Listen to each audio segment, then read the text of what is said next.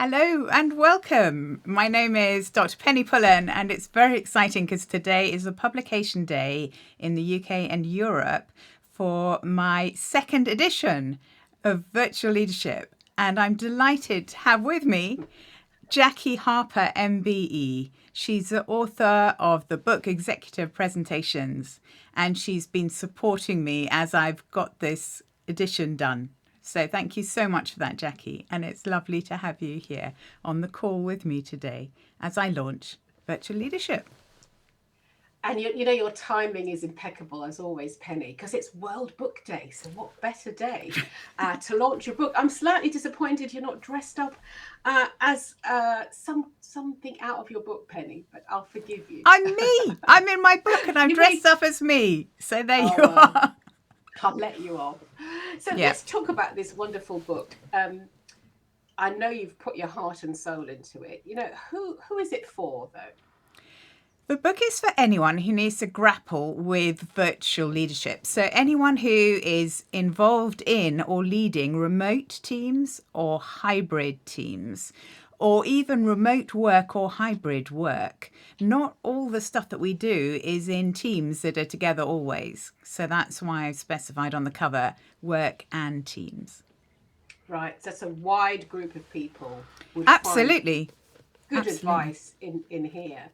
So there are all kinds of terms with the virtual thing. Okay, so just help me out on some of them. So when we say virtual work, what are we actually talking about? What I mean by virtual, whether it's work or leadership, is anything that you do when not everyone's together. So when at least one person is remote from the others. What I've noticed is that a lot of people, since the pandemic, and suddenly this has become not just a niche subject for international project people, but really for everybody, that lots of people think that virtual means fully remote, and that hybrid is something quite different. And I see virtual as both, because the leadership that you need is very similar if you're not all together, even if you're all fully remote or if one or two of you are apart from the others. So how does leadership change when you're in the virtual environment then? Aha, funny you should ask that, because I actually have a leadership model. So I'll just bring that up. So you can see here, there's a whole load of different elements of virtual leadership. So that's if you're fully remote or hybrid that you need to consider. Right in the middle, there is leadership of self, actually knowing yourself, knowing your skills and capabilities and so on. Then there's leadership of others, which is thinking about all those other people that you're working with, whether they're in the same place as you or they're remote. What are their preferences? And how can you connect and build common ground? And how can you build trust, which is so important? And then the next layer out is where technology fits. It's needed to make it work, but too many people put far too much focus on technology. There's a little bit about virtual meetings when people are together live. And then there's quite a bit about working together asynchronously, so when you're not together live, and that's a big chunk of virtual. Lots of things around complications, around wide time zones or culture or language and generation. We need to be able to handle all of those complexities. And then, of course, there's a big splat that is hybrid. It doesn't change everything. There are some things that you need to look at specifically to do differently. When you're in a hybrid situation, it makes it more complicated than everyone being fully remote. But generally speaking, that's my model. And I'm going to come back to the two of us visible. Yeah, Penny, I mean, that model really packs a punch. It's dense, isn't it? There's a lot in there. There is a lot. It's why it took a book to describe it all. There's a... Yeah. I just want to drill down a bit more on hybrid, because that's the big rewrite that's happened with this book. I spent a lot of time updating that. So just take me through. What does that mean? What do we need to understand about hybrid? There's a lot to understand, but essentially use all the things that you learnt when you were fully remote. a lot of that still applies. The things about making meetings work and so on, but there's extra things to do with hybrid. The key thing with hybrid is that hybrid teams don't have a level playing field. So if you imagine a team, and imagine a football team. I don't often talk about football. You've got a playing field. Hopefully it's nice and flat like this.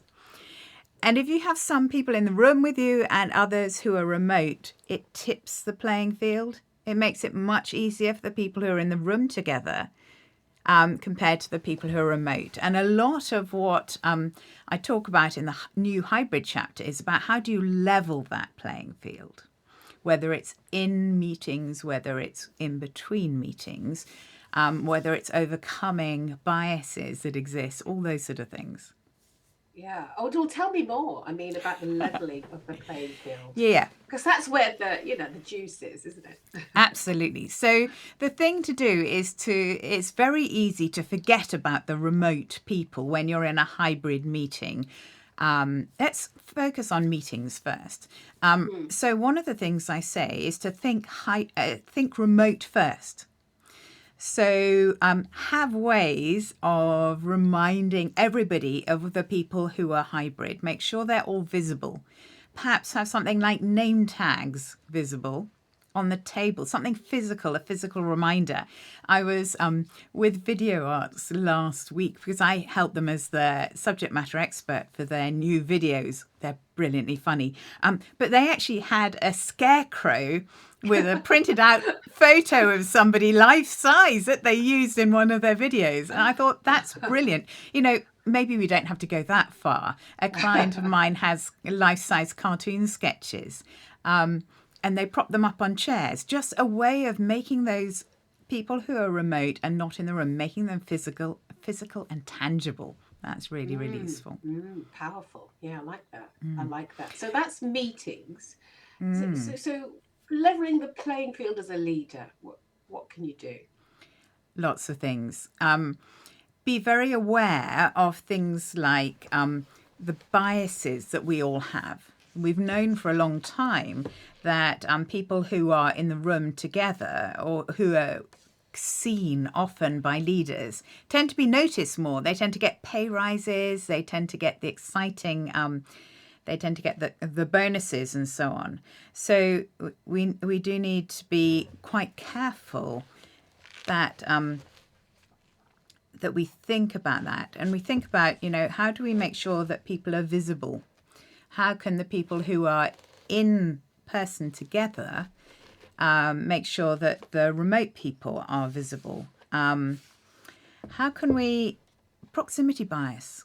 That's the thing that people aren't aware of that really gets in the way. So be aware that it exists. Be aware that if you're meeting people all the time, you're much more likely to think of them than if there's somebody who's not in the office with people.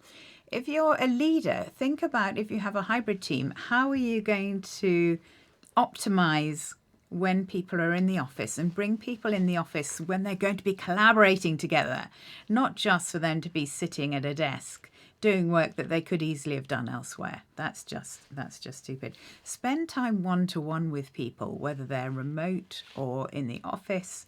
Make sure you understand how they're doing, offer them support. I think one thing that has changed since the first edition of this book came out is that people realize how important well-being is.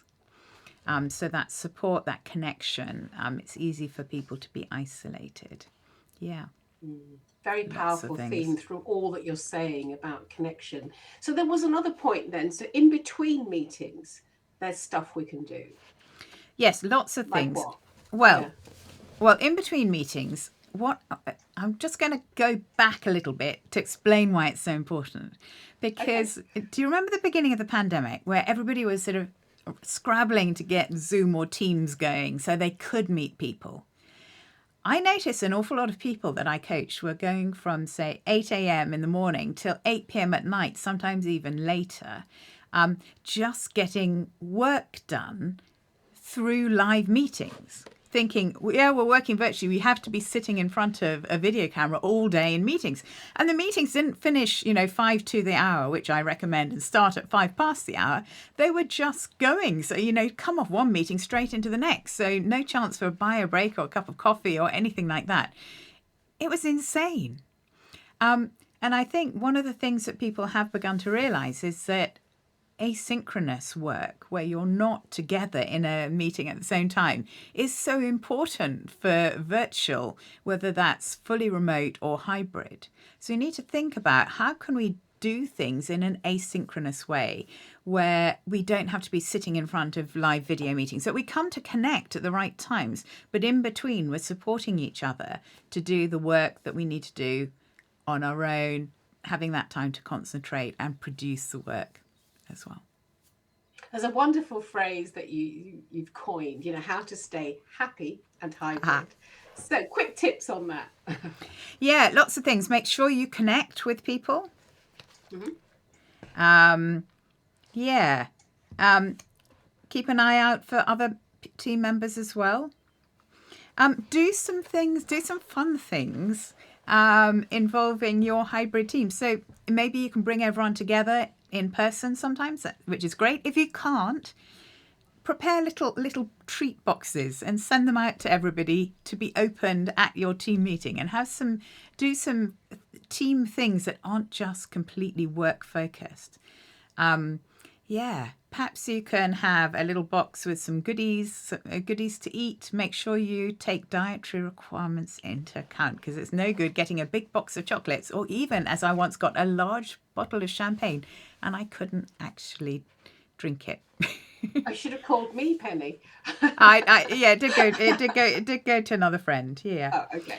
And think too about the one-to-one relationships in your teams. So make sure that people actually have a chance to build one-to-one connections, because you won't be standing around by a coffee machine or water cooler, anything like that. No, so make sure you allow time, you give time, you encourage people to get to know each other. Yeah, properly. Fantastic advice.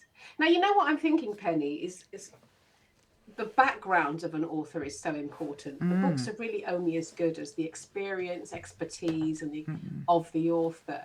So what's your story, Penny? My story is that I actually started doing this virtual stuff over 20 years ago. I was due to kick off a global program. It was so exciting, my first ever global program. And it was, we'd planned to have 2 weeks together in New York. Very exciting. Who has 2-week kickoffs now? But anyway, we were going to all travel from all over the world to New York and spend 2 weeks working together to get it all sorted. And then people would go back to their countries and run their independent projects. Anyway, that was the plan. But the date on my ticket was the 13th of September, 2001. So 2 days before I was due to fly from Heathrow to Newark, 9/11 happened. So we were grounded. And in the company I worked for at the time, Mars Incorporated, we were grounded for 3 months. We couldn't travel. So it wasn't a sort of stay-at-home order or a lockdown, but it was certainly, I couldn't meet any of them. And with 2001 technology, I needed to kick that program off. None of this sort of video on your laptop that we have now, nothing like that. We had to go to the video suites in the corner of the enormous open plan office, which are generally full of very senior people most of the time, especially, that little time slot where you overlap with New York. So that was interesting, but we did a lot of conference calls and we did a lot of asynchronous work, lots of emails and chats and so on flying around. And we got it done. And within a few months, I was being asked to help out with, how should Mars do virtual, helping other people in the company. And then ended up setting up my own company about 15 years ago. This book was going to be called Conference Calls Made Easy. Isn't it a good thing? I didn't get round to writing that one and got to the point where virtual leadership was a better title. And then in 2000, I really wrote it. I took a year in 2015 and really thought about it. I'd been working with organizations, helping them do this for a while. And I thought about it. I developed the model and I thought about all the different aspects and how it fitted together. And what a luxury to have that. It came out in 2016, very well received by international project managers, business analysts, people like that who were working across different countries and needed this. And then the pandemic hit in March 2020. And the book had been selling quite nicely, in its target audience, just plodding along quite nicely. People finding it really useful, but only a very small proportion of the world needed it. And people would say, what do you mean by virtual leadership? What is it anyway? Pandemic hit, and all of a sudden people were scrabbling. Once they had their tech in place, they wanted to know, how do we use this effectively?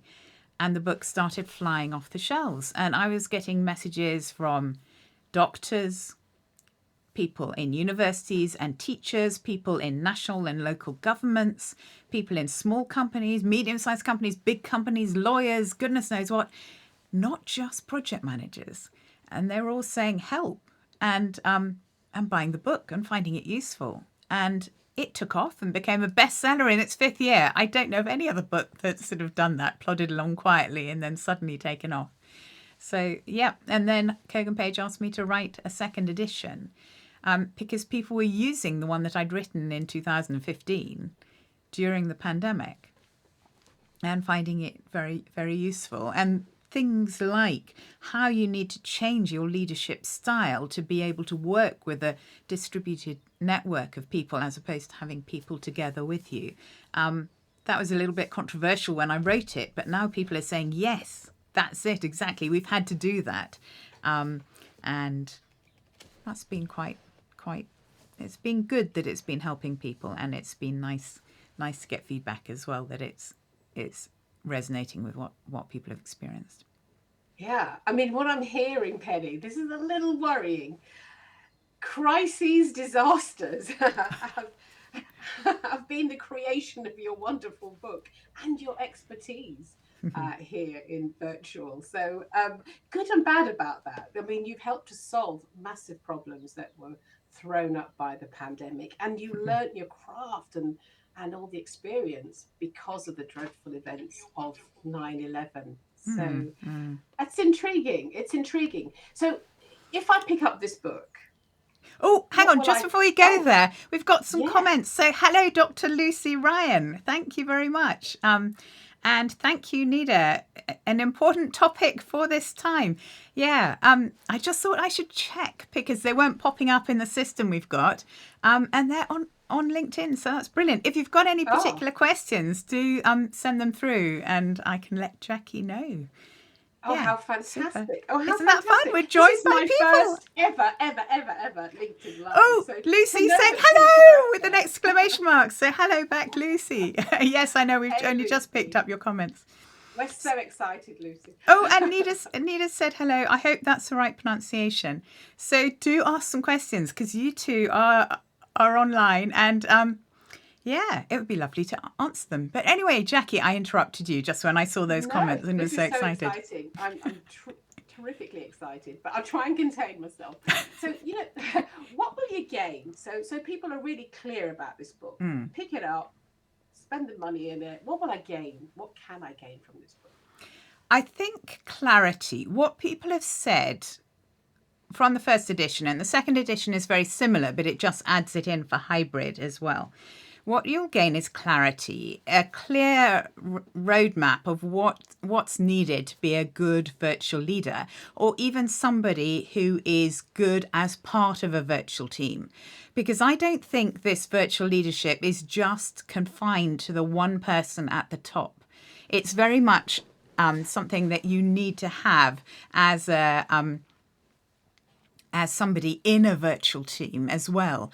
I was talking to an educator, and that podcast came out yesterday, I think, about how it was different working with teenagers when they were learning remotely. And she said, yes, they really needed to step up and take charge of their own learning in a way that they didn't have to so much in the classroom when they're all in the same place. And I think that's true. So really, everybody should in a virtual team, in a virtual group, should step up to be the best they possibly can be. So lots of useful things for anybody, wherever you are in a team. It doesn't have to be the very top of a company. All the things that you need to do, the things that you need to be to make your virtual work and your virtual team run smoothly. And there are lots of practical tips as well, and stories from huge numbers of people. There are a couple of post-pandemic stories in there as well. So yeah. What was Neil's story, by the way? I saw a note about Neil's story. Who's Neil? And what's his Neil. story? Yes, Neil. Neil is from Severn Trent, and he's a story for hybrid. And yeah, just the inspirational way that utility company, water company, they had to go hybrid right at the beginning of the pandemic. Obviously, if you're providing clean water, you can't all do that from home. So a lot of people had to be in working throughout the pandemic, and others were working remotely from home. So I just have a little case study in there of him and his team and what they did there. Wonderful. You did mention a bit earlier about well-being, which is really so important in this virtual hybrid world. Any tips there? Any further tips about what we can do to maintain our well-being when we're stuck in front of a camera all day long? Yeah, lots. Well, don't be stuck in front of the camera all day long. Use asynchronous, virtual, and hybrid. So think carefully about what's best done together in front of a camera and what's best done not in front of a camera.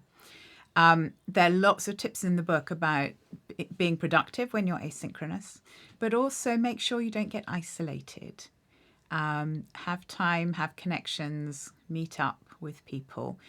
Put time into those one-to-one relationships. That's really important. Yeah. Oh, I love the book. And I've been fortunate enough to have had a read of it ahead of the launch. So I know it's well researched, it's thoughtful, very, very practical. If people we know people are watching and listening on LinkedIn, resources. Obviously your book's a resource of its own. Where else can people find tips, strategies, techniques around this whole conversation? They can connect with me on LinkedIn here, and I post, if I write articles and things, I tend to post those out.